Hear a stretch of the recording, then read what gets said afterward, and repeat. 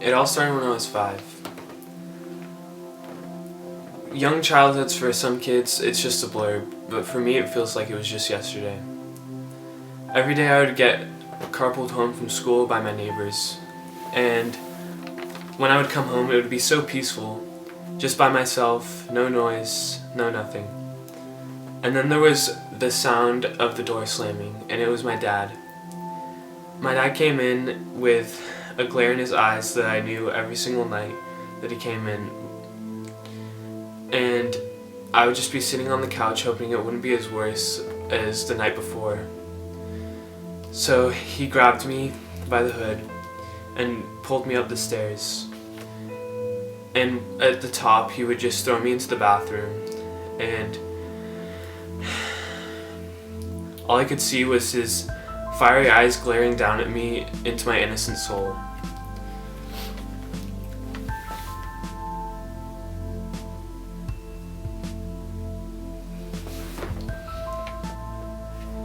Then he just left again, leaving me on the floor and then silence.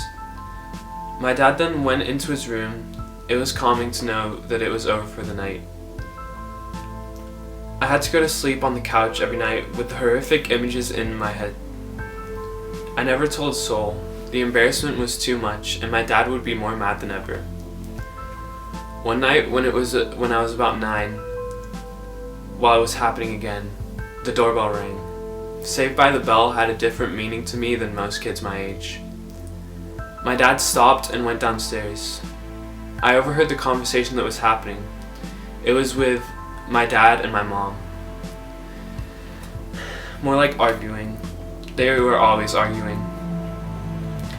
I didn't understand what any of the words together meant. My mom just kept shouting, "You can't do that to him." And my mom, who I hadn't seen in years, grabbed me by my arm and said, "You're coming with me, baby." She had kind yet ruthless eyes. She dragged me like my father did and threw me into her car. My dad came running out of the house, still pulling up his pants and shouting, "You can run, but you can't hide, little Timmy." And as those words sank in, I was expecting to have a better life with my mom.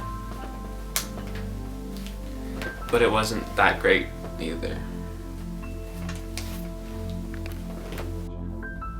I believe Timmy is a great candidate for rehabilitation. Spending life in prison doesn't do anybody good. For the next few years, I lived with my mom and her boyfriend. As my mom's boyfriend Derek had taken up the spare room for his man cave, I had to sleep on the couch every night like I did at my dad's house. The sexual abuse was over, though, but the physical abuse, that never stopped.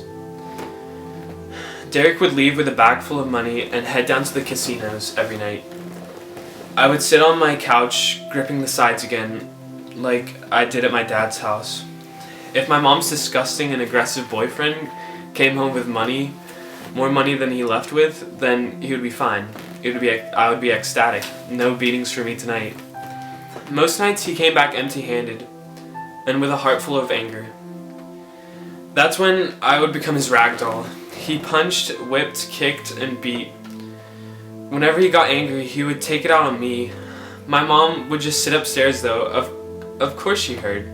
I screamed. It hurt. I thought my mom could be my saving angel, but no, she was just one of the devil's demons. At least I could hide the sexual abuse, but the beating I couldn't. Going to school every day with bruises and scars, I couldn't hide that. I tried escaping this, the beating, the abuse, the torture. So when I was 15, I moved back in with my dad and his new wife.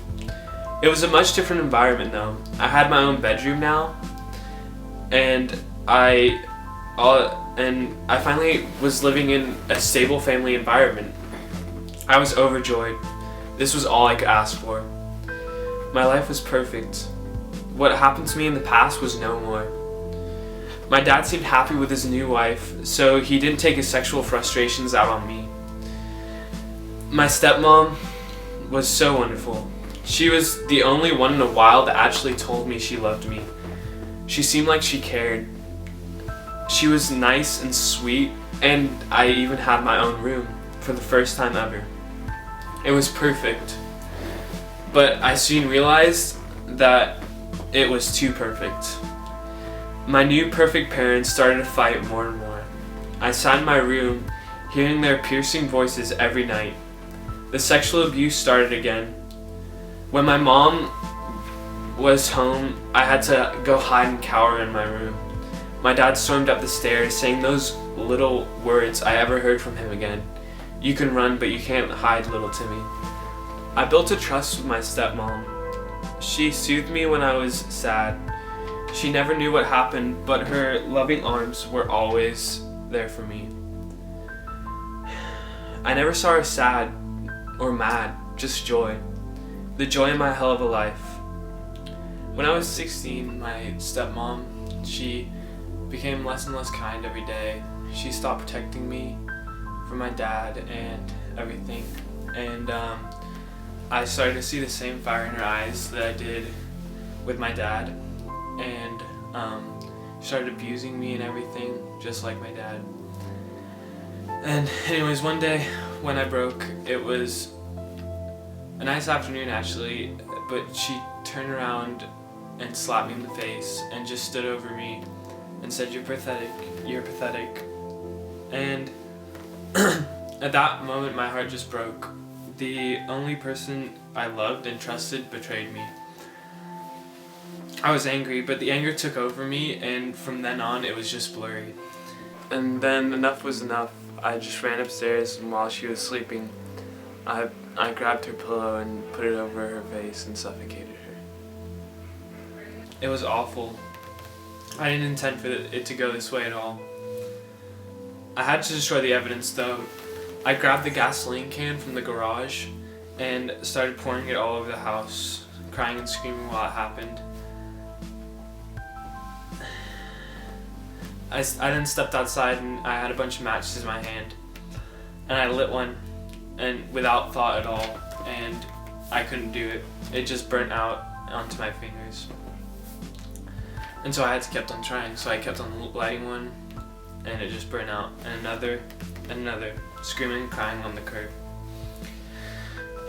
I was then down to the last one. I had gone through a bunch of matches at that point, and this was the only one left. But before I lit it, I just thought of everyone in my life who had abused me, who had hurt me, and I realized that no one else was there for me. And then I realized that myself, that I was weak and worthless, like everyone had told me. And that was it. I just threw the match on the house, and the flames quickly stormed up the house, and I just sat there bawling. I didn't know what else to do. Then, a few minutes later, the firemen just came and put out the fire quickly, but everything was ash. Everything but my perfect little room. That was the only thing in my life that was perfect, just that small little tiny room, but everything was so dark and gray. Then the fireman came up to me and asked me what had happened, and I was just sitting there crying still. I could have lied to him. I had lied all my life about all the abuse. I was really good at lying by then, but I couldn't. I just told him exactly what had happened, and I just bawled and told him every single thing. A few weeks later, I was sentenced to life without parole, and here I am today.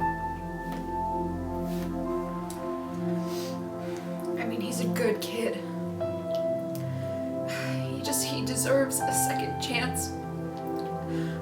Because I was never there for him. You know, it's my fault. I let everything happen to him. I just stood there.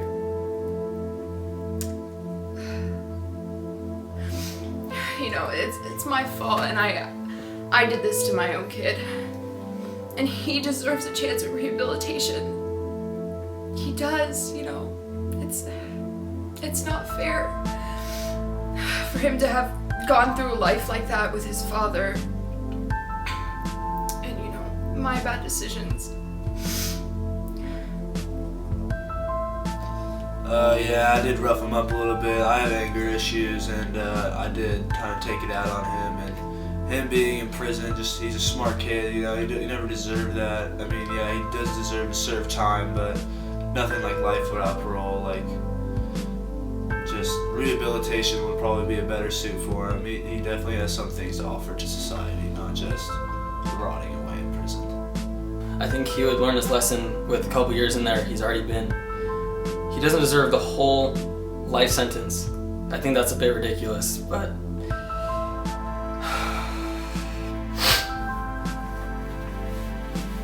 he did kill my wife, and I don't know if I can ever forgive him for that. But I just don't believe he deserves a whole life sentence. Inmates that don't have access to these programs are usually very angry and violent. They say that they feel stuck and they cannot mature past their age of when they entered prison because they do not have educational programs and they do not have rehabilitational programs that help them. Has bad past, and that's not his fault. I should have been there for him. I should have said something. I was not a good mother.